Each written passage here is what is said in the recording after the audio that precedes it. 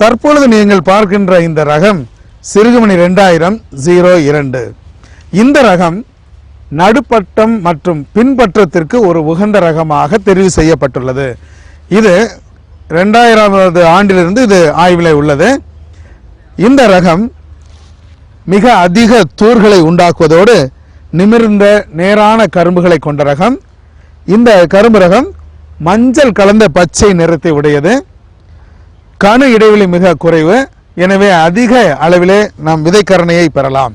ஆராய்ச்சி நிலையத்தில் இது ஏறத்தாழ 170 டன்கள் வரை கரும்பு மகசூல் கொடுத்துள்ளது. ஒருங்கிணைந்த உளவியல் ஆராய்ச்சி திட்டத்தில் தமிழகம் எங்கும் ஆய்வு செய்யப்பட்டதிலே இந்த ரகம் சராசரியாக ஒரு ஹெக்டருக்கு 148 டன்கள் வரை கொடுத்துள்ளது. இது அதிக கரும்பு மகசூல் ஆகும். இந்த அதிக கரும்பு மகசூலோடு இதனுடைய சர்க்கரை சத்தும் 12.9% என்று கண்டறியப்பட்டுள்ளது. இது தற்பொழுது அதிக அளவிலே பயிரிடப்படும் கோ 86-32 ரகத்தை காட்டிலும் சற்று குறைவானது. ஆனால் அதிக கரும்பு மகசூல் கொடுப்பதனால் சர்க்கரை மகசூலிலே எந்தவித இழப்பும் ஏற்படுவதில்லை. அதிக சர்க்கரை மகசூல் கொடுப்பதோடு அதிக கரும்பு விளைச்சலும் கொடுப்பதால் வேளாண் பெருமக்களுக்கு இது நல்ல ஒரு லாபம் தரக்கூடிய ஒரு ரகமாகும். இந்த ரகம் வறட்சியையும், அதாவது காவிரி பாசன பகுதிகளிலே ஆரம்ப காலத்தில், அதாவது கரும்பு இளம் பயிராக இருக்கும் போது ஏற்படுகிற வறட்சியை நன்கு தாங்கி வளரக்கூடியது. தற்பொழுது நீர்த்தேக்கமான நிலை உள்ளது. இந்த நிலையிலும் இந்த ரகம் தன்னுடைய மகசூலை இழப்பதில்லை. எனவே இது ஆரம்ப காலத்தில் ஏற்படும் வறட்சியையும் பயிரின் பிற்காலத்தில், இப்பொழுது நீங்கள் பார்க்கிறது ஏறத்தாழ 6 மாத வயதுடைய கரும்பு, இந்த காலங்களில் ஏற்படுகிற நீர்த்தேக்கத்தையும் தாங்கி வளரக்கூடிய ஒரு ரகம். இது இந்த ரகத்தின் மிக முக்கியமான சிறப்பம்சமாகும். இதோடு கூட பயிரை சேதமாக்கும் இடைக்கணு புழு இதில் மிக அதிகமாக சேதம் இல்லை. மற்ற ரகங்களை பார்க்கிலும் இடைக்கணுவின் புழுவின் தாக்குதல் மிக குறைவாக உள்ளது. பயிரின் இளம் பருவத்தில் ஏற்படுகிற பூச்சி தாக்குதலும் இந்த ரகத்திலே மிக மிக குறைவு. இது நேராக வளரும் தன்மையுடையதால் இது இயந்திர சாகுபடிக்கு மிக ஏற்ற ரகமாகும்.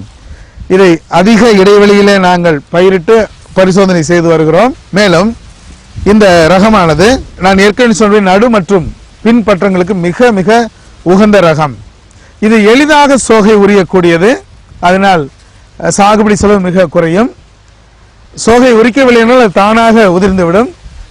கரும்பிலே தொழிலாளர்களுக்கு ஏற்படுகிற அந்த அசகுரியத்தை குறைக்கும் வண்ணமாக இதில் சுனைகளும் அதிகமாக காணப்படுவதில்லை. இதை நடுப்பற்றம் மற்றும் பின்பற்றத்திலே சாகுபடி செய்யும் பொழுது இது அதிக பூக்களும் கொடுப்பதில்லை. ஒரு சில இடங்களிலே 5% குறைவாக இது பூக்கிற ஒரு தன்மையை நாங்கள் காண்கிறோம். ஆனால் நடுப்பற்றத்திலும் பின்பற்றத்திலும் இது பூப்பதில்லை. இந்த கரும்பு பின்பற்றத்திலும் நடுப்பற்றத்திலும் சாகுபடி செய்வதன் மூலம் வேளாண் பெருமக்களுக்கு அதிக கரும்பு மகசூலை கொடுப்பதோடு நல்ல சர்க்கரை மகசூலையும் கொடுக்கும் என்பது நிச்சயம். இந்த கரும்பும் தற்பொழுது தமிழ்நாட்டில் ஏறத்தாழ 15 சர்க்கரை ஆலைகளுக்கு நாங்கள் விதை கரணையை நாங்கள் கொடுத்துள்ளோம்.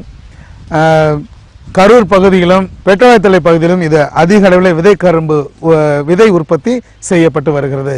இந்த கரும்பும் 2 வருடத்துக்குள்ளாக ஒரு புதிய ரகமாக வெளியிடப்பட்டு தமிழக வேளாண் பெருமக்களுக்கு இது நிச்சயமாக உபயோகப்படும் என்பது நிச்சயம். மேலும் அகில இந்திய அளவிலும் இந்த ரகம் ஆராய்ச்சிக்கென்று ஏற்றுக்கொள்ளப்பட்டுள்ளது. அதனுடைய முடிவுகளும் அடுத்த வருடம் கிடைக்கும். இந்த ரகமானது நிச்சயமாக பயிரிடுகிறவர்களுக்கும் சர்க்கரை ஆலைக்கும் அதிக லாபம் கொடுக்கும் என்பது நிச்சயம்.